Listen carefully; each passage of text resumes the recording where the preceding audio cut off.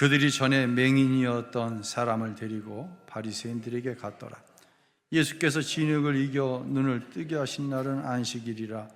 그러므로 바리새인들도 그가 어떻게 보게 되었는지를 물으니 이르되 그 사람이 진흙을 내 눈에 바르매 내가 씻고 보나이다 하니, 바리새인 중에 어떤 사람을 말하되 이 사람이 안식일을 지키지 아니하니 하나님께로부터 온 자가 아니라, 어떤 사람은 말하되 죄인으로서 어떻게 이러한 표적을 행하겠느냐 하여 그들 중에 분쟁이 있었더니. 아멘.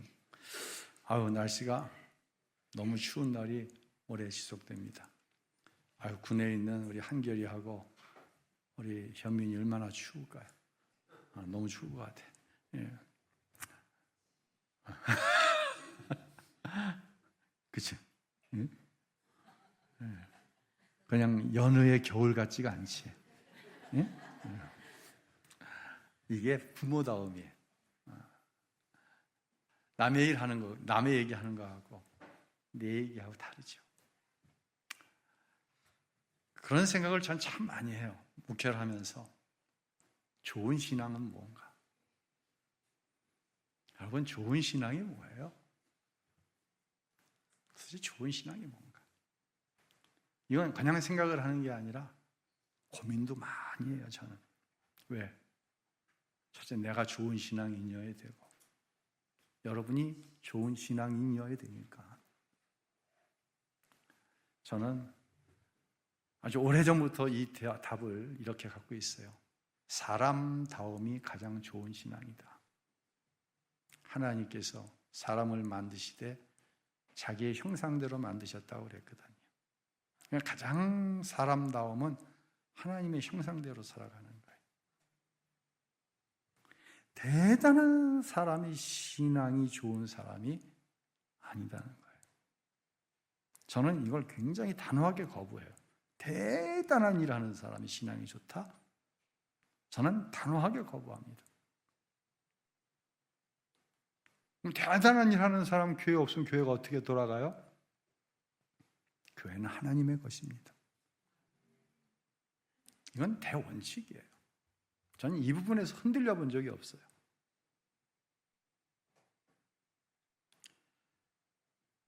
대단한 신앙의 사람, 성경에서 여러 사람 꼽을 수 있죠. 믿음의 조상하면 누구예요? 아브라함입니다. 아브라함이 뭐가 대단해요? 아브라함의 실수, 실패 우리가 다 알고 있어요. 근데 아브라함이 대단하다고 합니다. 아브라함은 참 좋은 신앙인이라고 합니다. 다윗? 믿음의 사람하면 다윗이죠. 다윗에게 얼마나 파괴적이고 치명적인 윤리와 도덕적인 실패가 있었는지 우리가 다 잘 압니다. 성경은요, 가감없이 그 치부를 다 기록하고 있어요. 그 밧세바 사건은 좀 빼놓으시지 하나님이. 그러면 다윗 하면 얼마나 존경스럽고 다윗처럼 되고 싶다. 아브라함의 그 실패 그건 좀 쏙 빼놓으시지. 하나님은 성경을 그렇게 기록하시지 않으셨어요. 왜요? 그게 하나님 보시기에 사람다움의 신앙이에요. 그들이 믿음의 사람이라고 일컬어지는 것이 하나님 보시기에 사람다운 신앙이 바로 아브라함이고 다윗이고 이승원이고 우리 장로님들이고 우리 권사님들이고 여러분이기 때문이에요. 실패와 시행착오를 겪을 수밖에 없는 나 같은 목사가 이들을 보면은요, 야, 하나님 도와주시면 나도 한번 좋은 목사 될 수 있겠다. 어떻게 하면? 하나님 도와주시면. 실패가 있고 실수가 내 안에 있지만, 내 삶에 있지만, 내가 알지만 하나님 도와주시면 아브라함처럼, 하나님 도와주시면 다윗처럼 나도 믿음의 사람이 될 수 있겠다. 이게 성경이 말하는 좋은 신앙, 사람다움이 가장 좋은 신앙이라는 얘기예요. 하나님이 아담과 하와를 지으시고 여섯째 날에 보시기에 어떻게 좋았다? 심히 좋았다 말씀하셨어요. 하나님이 아담과 하와가 어떤 죄를 범할지를 예측을 못하셔서 보시기에 심히 좋았다라고 말씀하셨을까요? 아니면 선악과를 따먹기 전에 아담과 하와는 보시기에 심히 좋았는데 따먹고 난 후에 아담과 하와는 꼴보기 싫어 그리고 에덴에서 쫓아내셨을까요? 아니에요. 그렇지 않아요. 그랬다면 하나님이 아담을 부르셨잖아요. 아담아 아담아 내가 어디 있냐? 평상시 하나님 저 여기 있어요. 이러고 나타났는데 선악과를 따먹고 나서는 부끄러움을 알게 돼서 수치를 알게 됐어요. 그래서 남은 입으로 얼기설기 부끄러움을 가리고는 숨어 있는 거예요. 그리고 하나님이 물으시자 내가 벗어 부끄러워 숨어 있습니다. 이렇게 말했어요.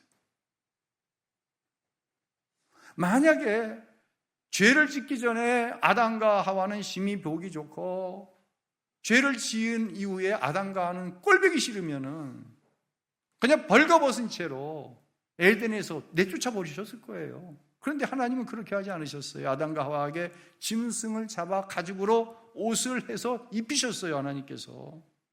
그리고 내어쫓으셨어요. 이것을 원시복음이라고 합니다. 하나님은 죄를 지은 그대로 아담과 하와를 사랑하셨어요. 그래서 그들의 죄를 가리워 주시고 또한 앞으로 그들의 죄를 완전히 대속해 주실 메시아를 보내주시겠다고 창세기 3장에 흔히 이야기하는 원시 복음을 말씀하고 있는 거예요. 여러분, 하나님이 세상을 이처럼 사랑하셨어요. 아담과 하와 같은 모습의 저와 여러분을 사랑하신 거예요. 그리고 독생자 예수를 그들을 위해 보내주신 거예요. 이게 하나님께서 사랑하셨던 사람의 모습이다. 아브라함, 다윗의 모습이다 라고 하는 거예요. 지난 주일과 오늘 이어지는 말씀입니다. 다음 주일까지 아마 요한복음 9장을 가지고 말씀드릴 거예요. 날 때부터 소경된 사람이 예수님을 만나 눈을 뜨게 됐어요. 그 정도밖에 반응이 안 나와요? 태어날 때부터 소경이었다니까. 근데 예수님을 만나고 나서 눈이 떠졌어. 그러니까 주위의 사람들이 헷갈리는 거야. 겉모습은 그 사람이 맞는데 이게 보고 있거든. 그러니까 어떤 사람은 그 사람이 아니라고 그러고 또 어떤 사람은 똑같이 생겼는데 그 사람 맞아. 그러자 이 소경이 스스로 얘기합니다. 내가 그 소경되었던 사람 맞아. 그러니까 궁금해지는 거예요. 그래? 너 도대체 어떻게 눈을 떴어? 너 태어날 때부터 소경이어서 지금까지 소경이어서 빌어먹고 살았는데 도대체 어떻게 눈을 떴어? 그러자 이 소경되었던 사람이 예수라고 하는 사람이 내 눈을 뜨게 해줬어. 사람들이 묻어요. 그 예수가 어디 있어? 그냥 소경이 모른다는 거예요. 진짜 몰라요. 소경되었을 때 예수님이 눈을 뜨게 해줬기 때문에 보게 되었지만 못 본 거예요. 이미 무슨 얘기가 알죠? 봤는데 소경이니까 안 보여. 봤는데 못 본 거예요. 그러니까 예수님이 어디 있냐는 질문에 몰라 라고 대답을 했어요. 이제 이웃들이 당시에 이제 관례대로 이 소경되었던 사람들을 바리새인들에게 데려갑니다. 본인이 소경되었던 사람 맞아, 나 소경되었던 사람 맞아라고 이야기를 했지만 이 초자연적인 현상을 받아들이기가 힘든 거예요. 그러니까 바리새인들에게 데려가서 종교적으로 법률적으로 이 사람이 눈이 띄었습니다 라고 하는 것을 확증받기 위해 데려간 거예요. 검증해 주십시오. 종교적으로, 법률적으로.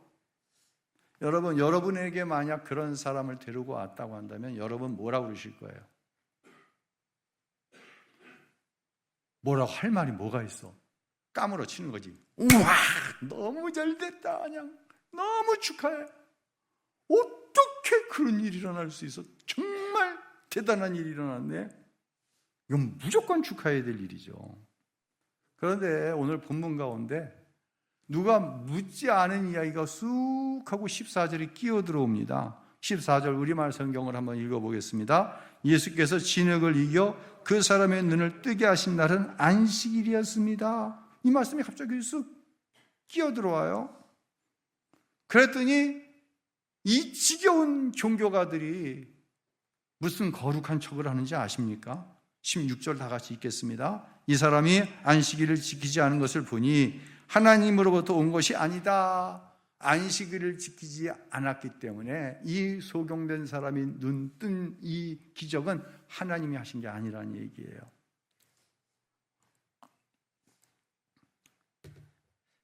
이 바리새인들이 지키는 율법 가운데 안식일에 대한 규례가 39가지가 있습니다.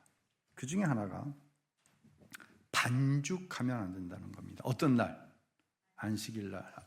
세면, 지금 말하자면 세면에 모래를 넣고 물을 부어가지고 자갈도 집어넣고 이제 용도에 따라 이렇게 잘 반죽해서 쓰잖아요. 그러니까 예수님께서 땅에 침을 뱉어 진흙을 이겨 소경의 눈에 발라졌잖아요. 이걸 뭐로 보냐면 반죽하기로 보는 거예요. 이게 종교예요. 이게 하나님의 사람인 저와 여러분이 정말 절대로 주의할 거예요. 누군가를 자신의 종교적인 프레임 안에 가두지 마세요. 쉽게 이야기하면 은혜 받은 척 하지 말고 거룩한 척 하면서 자기의 신앙의 틀 안에 누군가를 가두지 말라는 얘기예요. 이런 사람이 교회 앞장서 가잖아요. 광고 시간에 말씀드렸던 것처럼 교회의 방향성이 흐트러져 버려서 아무 일도 못해요. 이런 프레임이에요. 하나님이 율법을 주셨다. 맞아요, 틀려요? 맞죠? 이들이 생각하기엔 맞아요. 이것도 맞는 일이에요. 하나님이 모세를 통해 율법을 주셨어요. 율법 안에 안식일에 대한 규례는 누가 만들었어요? 지들이 만든 거예요. 그런데 하나님께서 주신 율법을 누가 어겼어요? 예수가 어겼다. 그러니 예수는 하나님으로부터 왔다 안 왔다? 안 왔다. 그러니 이 일도 하나님이 하셨다 안 하셨다? 하나님이 하신 일이 아니다. 프레임에 지금 쫙 집어넣고 있는 거예요, 이 일을. 프레임이라고 하는 단어는 세상을 바라보는 마음의 틀이라는 얘기죠. 이런 거예요. 고기를 샀어요. 돼지고기를 샀는데 누군가는 돼지고기가 살코기가 90%네. 잘 샀네. 누군가는 이게 뭐야? 돼지고기에 기름이 10%나 끼어 있어. 같은 얘기예요? 틀린, 같은 고기예요? 다른 고기예요? 90% 살에 10% 비계예요. 여러분, 90%나 살이 있네. 잘 샀어. 이렇게 살아가시길 바랍니다. 이게 사람다움이에요. 10%나 비계가 그럼 얼마나 있어야 돼? 돼지고기에 비계가. 네? 삶의 질이 달라져요. 사람답게 살면 삶의 질이 올라가지만 사람답지 않게 자기의 프레임, 특별히 종교적인 프레임에 뭔가를 항상 집어넣으면요 삶의 질이 떨어지고 그건 죄송합니다. 사람이 아니에요. 바리새인처럼 내가 거룩하다고 하는 종교적인 프레임에 갇혀 살지 마시기 바랍니다. 속이지도 말고요. 속아서도 안 돼요. 여러분 속지 마세요. 절대로 속으면 안 돼요. 지난 주 목요일 우리나라 무호 사상 최고의 날이었어요. 뭐였어요? 코스피가 우리 주식시장 개장 아래 5,000포인트가 넘어간 날이에요. 대단했어요. 그런데 속사정을 들여다보면요, 우리가 누군가가 짜놓은 잘못된 프레임 안에 들어가 있다는 사실을 알게 돼요. 대한민국 국민이 2016년 현재 약 5,160만 명입니다. 그 중에서 경제 생활을 하는 인구가 약 3천만 명입니다. 그러니까 3천만 명이 돈을 버는 거예요. 이 중에서 주식 투자를 하는 사람이 1,400만 명. 그러니까 경제활동 인구 3천만 명 중에 약 50% 좀 안 되는 1,400명 정도가 주식을 해요. 그러니까 여러분 가운데도 주식을 하는 사람이 있어요. 이걸 갖고 잘한다 못한다라고 재단하고 싶지는 않아요. 그런데 말입니다, 이 1,400명의 주식 투자자들 가운데 흔히 이야기하는 대형주를 사서 유의미한 수익을 낸 인원이 얼마나 되는 줄 아세요? 1,400만 명 가운데 140만 내지 210만 명, 약 10에서 15%만이 유의미한 수익을 본 거예요. 5,000포인트 시대가 된 이때에 경제활동 인구 3천만 명으로 따지면 이게 얼마나 되는 줄 아세요? 5%의 인원만 주식으로 인해서 최근에 돈을 번 거예요. 그 전에 계속해서 까먹다가. 얼마? 경제활동 인구의 5%만. 우리 청년들 잘 들으세요. 나머지 90%는 5,000포인트 시대,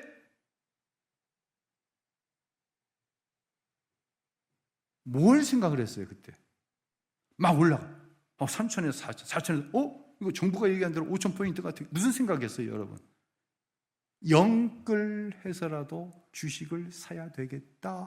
혹시 그런 생각을 안 해본 사람 거의 없을 거예요. 솔직히 해서 저도 해봤어요.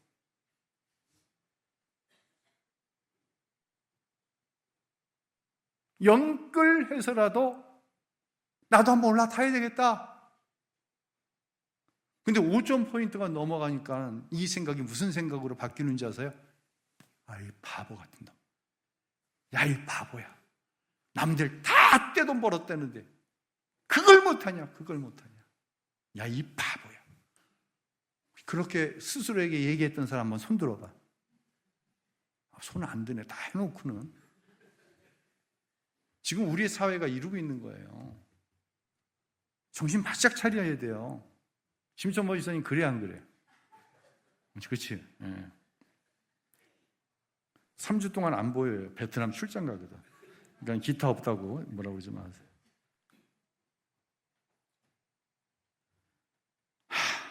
진짜 바보가 된 느낌이 들더라고. 지금 이 시대가 어떤 시대인 줄 아세요? 지난 목요일 기준으로 주유소 휘발유 값이 1,640원이었어요. 코로나 위기 때 사람들이 안 돌아다니니까, 그러다가 코로나가 딱 끝나니까 사람들이 놀러 안 다니다가 막 다니기 시작할 때 1,600원대 찍었어요. 그리고 1,600원대는 올라간 적이 없어요, 거의. 1,640원이에요, 휘발유 값이. 이게 국민의 전체가 느끼고 있는 체감 경기라는 거예요, 지금. 환율이 얼마예요? 지난 목요일 날 1,470원이었어요. 금융위기 시대 때 이 정도 올라갔어요. 금융위기 때, 전 세계. 금융위기 때. 여러분, 이 환율이 1,470원이라는 게 뭘 의미하는지 대부분의 국민들이 잘 몰라요. 이건 심하게 얘기하면은요, 우리나라 경제만을 딱 두고 봤을 때는 이거 가능성이 있나, 우리나라 경제가? 이 정도 위기예요, 지금.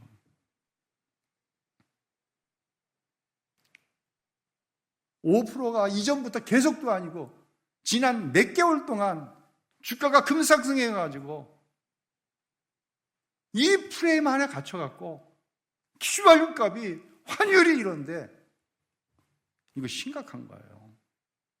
방송들이 그렇게 장난질 치면 안 돼요. 전문가들 모시고 지금이라도 올라타래다. 다 주식이 올라타래, 지금이라도. 삼성, SK, 현대.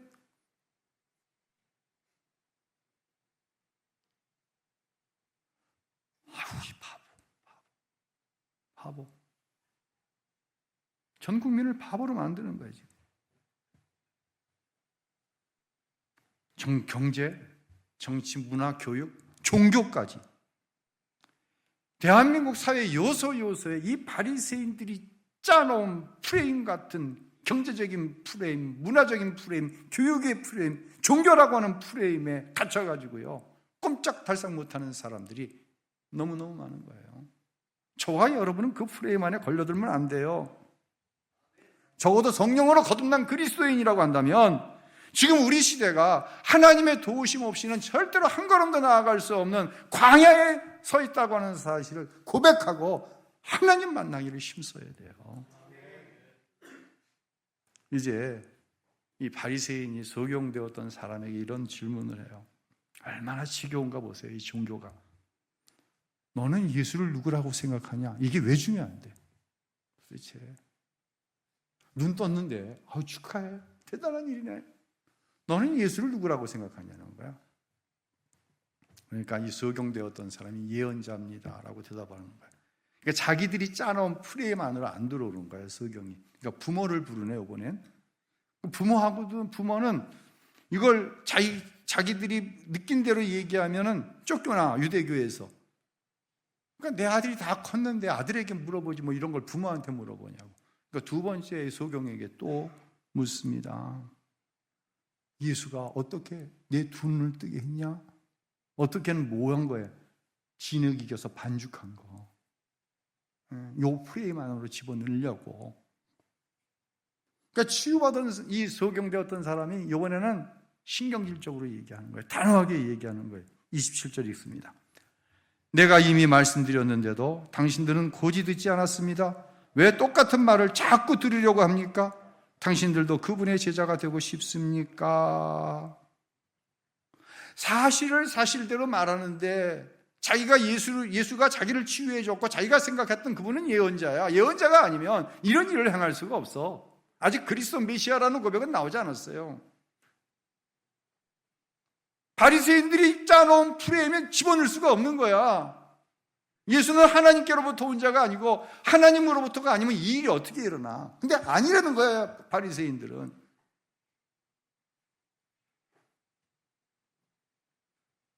그러니까 이 소경이 화가 난 거예요, 지금. 교회에 나왔는데 교인들이 화가 나는 거예요. 왜? 교회가 자꾸만 종교라고 하는 프레임, 율법이라고 하는 프레임에 나를 집어넣고 나를 판단하려고 들어, 자꾸만. 그렇게 해서 복을 받았다는데 그렇게 해서 다 복 받습니까? 죄송한 얘기지만. 그래서 다 복을 받았어요? 복 받지 못하는 사람이 훨씬 더 많아요. 그러고도 묵묵히 하나님의 사람으로 살아가는 사람이 훨씬 더 많다니까요. 자꾸만 율법 종교의 프레임에 누군가를 집어넣고 판단하지 마세요. 지겨운 거예요, 사람들이.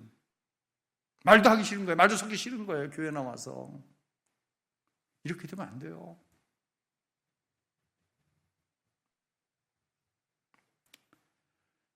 전에 이 소경되었던 사람은 빌어먹고 살았어요. 할 수 있는 일이 없으니까.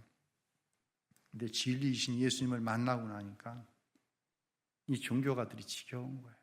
진리가 내가 안에 들어오면은요, 이 종교라고 하는 프레임은 정말 맞지가 않아요. 예수로 인한 자존감이 생긴 거예요. 이게 사람이고요, 이게 신앙인 줄로 깨달으시길 바랍니다. 그런데 이 사람다움의 결과가 어떻게 나타나는 줄 아세요? 34절 함께 읽겠습니다. 그 말에 그들이 대답했습니다. 내가 태어나면서부터 죄 속에 감히 우리를 가르치라느냐. 그리고 나서 그를 쫓아냈습니다. 자기들이 율법의 프레임 안에 이 소경되었던 자가 들어오지 않으니까, 예수를 예언자라고 하니까 어떻게 했어요? 이를 쫓아냈어요. 마을에서 쫓아낸 게 아니에요. 이 건물 안에서 쫓겨난 게 아니라 출교당했다는 거예요. 당시 유대 사회는 출교는요, 정말 심각한 거예요. 경제 생활을 못해. 출교당한 사람한테 유대교인이 물건을 팔아서도 안 되고 그 사람에게 물건을 사서도 안 돼요. 가족 간의 관계도 공식적으로는 깨어진 거예요. 넌 더 이상 내 자식이 아니야. 내 부모가 아니야. 이렇게 되는 거예요. 출교당했어요.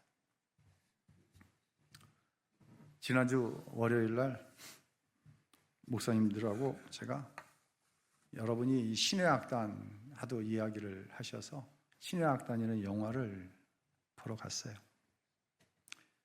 1990년대 평양에 철골교회라고 하는 교회를 건축할 때 실제적으로 있었던 일이다.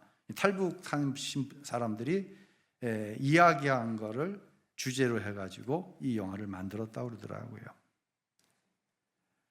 대북 제재가 심하니까 달러를 구해야 되는데 유럽에 있는 NGO가 북한에 교회를 지으면 한번 우리가 돈을 모금해 주겠다. 2억 달러를 주겠다. 그리고 그곳에서 건물만 줘놓으면 안 되잖아요. 부흥회를 열어라. 그럼 우리가 시차를 가갖고 이게 진짜 교회다. 진짜 교인들이 있는 진짜 교회라. 그럼 2억 달러 지원해 주겠다. 이제 북한 당국은 이 보위부 장교인 소좌라고 나오는데 우리나라 계급으로 맞으면 소령인 박교순, 박시우가 박교순으로 나오더라고요. 승리악단이라고 하는 기존 있던 악단을 이름을 나중에 이제 공무 같이 해서 신의 악단이라고 적어가지고 부흥회를 준비하는 거예요. 또 이 공산주의의 특성상 이 박교순 소령을 감시하기 위해서 이 보위부의 김태성이라고 하는 대위, 이 전진훈이라고 하는 배우가 역할을 맡았는데 그 두 인민군 장교가 이 승리악단원들을 통해 예수님을 만나는 과정을 이렇게 그려놨어요. 제가 보았을 때 이 영화는 작품성과는 거리가 아주 멀어요. 특별히 마지막 부분 보면 너무 건너뛰어가지고 그냥 두 장교가, 인민군 장교가 죽는 것으로 나오더라고요. 그냥 우리가 목사님 6분이 맨 뒷자리에 앉았었는데 제가 옆에 목사님한테 장난쳤어요. 여기서 권사님 한번 불러봐. 그럼 절반은 뒤돌아볼 거라고. 그러니까 다 예수 믿는 사람들이죠. 어떤 원로 장로님쯤 돼 보이는 분을 어느 젊은이가 모시고 왔는데 내 옆에 이렇게 앉았어요. 세상에 영화가 시작되면서부터 코를 골고 자는데 끝날 때까지 코를 골고 자더라고요. 그러니까 누군가에게는 이 영화가 감동이 되지만 누군가에게는 전혀 작품성이 없는 영화예요. 근데 저는 이 영화를 보는 중간중간 눈물이 나오더라고요. 이 공산주의라고 하는 플레임이 은혜로 깨지는 것을 저는 봤어요. 영화를 통해서. 이 인민군 장교 두 사람은요, 이건 사람이 아니에요. 짐승 가운데서도 싸나운 짐승이에요. 이데올로기라고 하는 이 귀신의 영에 씌움받은 아주 싸나운 짐승이에요. 이들은 사람이 아니었어요. 그런데 그들이 가짜 부흥회를 준비하면서 야, 그렇게 하면 되겠시요? 소리내고 찬양하라고. 그러면 막 소리내면서 찬양을 하고 성경을 소리내면서 읽고 손을 읽고 죽여 외치면서 까짜로 막 기도 연습을 하는 거예요. 까짜로 설교 연습을 하고. 그런데 까짜로 연습을 하던 중 이 인민군 장교들의 눈빛이 부드러워지기 시작합니다. 이 김태성이라고 하는 이 죄인은 진짜 몰상식해도 그렇게 몰상식한 이 인민군 장교인데 이 사람이 극중에서 성악을 전공했대요. 우리가 부르는 송가인 이 광야를 지나며를 부르는데 거기에 광야에서 하나님을 만난 하나님의 사람의 음성이 나오기 시작하는 거예요. 이 사람은요, 여차하면 뭐가 먼저 나오냐면 말보다도 총이 먼저 나오는 사람, 죽여버리겠다. 그 사람의 눈에 사람의 눈물이 흐르기 시작합니다. 결국 이 둘은 이 부흥회가 끝나면 당으로부터 그 악단원들을 다 처형하고 죽이라고 하는 명령이 떨어지거든요. 결국 이 두 장교는 서로가 말로 합의하진 않았지만 이 사람들을 살리기 위해서 각각 죽음을 맞이하게 됩니다. 그런데 저는요, 이 죽음을 이렇게 표현하고 싶어요. 이 두 장교는 결코 하나님을 위해 죽은 게 아니에요.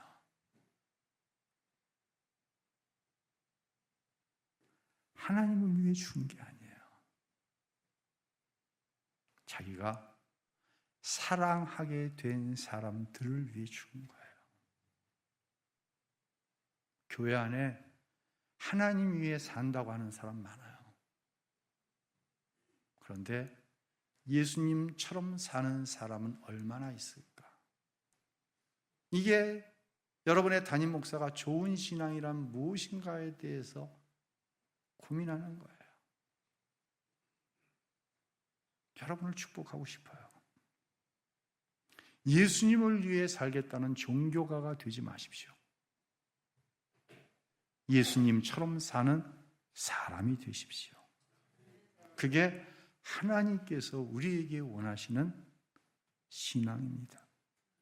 아브라함도 그렇게 살았고 다윗도 그렇게 살았습니다. 이 신앙이 약한 것 같아요. 그런데 이 신앙이 강한 자를 부끄럽게 만듭니다. 왜 그 영화를 보는 순간순간 내 마음에 눈물이 흘렀을까요? 그 약한 자들의 변화를 통해 저는 사람을 보았고 그 사람이 사랑했던 누군가를 위해 죽는 모습을 볼 때 그게 감동이 되었던 거예요. 혹시라도 그 영화를 보고 그 두 장교가 하나님의 영광을 위해서 죽었습니다, 이런 얘기는 절대로 하지 마시기 바랍니다. 사랑한 사람, 자기들에게 눈물이 있게 해주신 그 사람들을 위해서 죽는 것, 이게 신앙이에요. 나 같은 것을 위해서 십자가에서 죽으시고 모든 것을 아낌없이 내어주신 그분처럼 나도 되고 싶다. 날마다 자라나는 신앙, 이게 좋은 신앙이라고 하는 거예요. 여러분을 축복하는 것은 우리 모두가 좋은 신앙인이 되어질 때 흔히 이야기하는 하나님의 영광이 저와 여러분을 통해 나타나고 하나님의 나라가 바로 이곳에 임하는 줄로 믿으시기를 바랍니다. 그런 은혜의 역사가 우리 모두 가운데 있게 되시기를 예수님의 이름으로 축원합니다.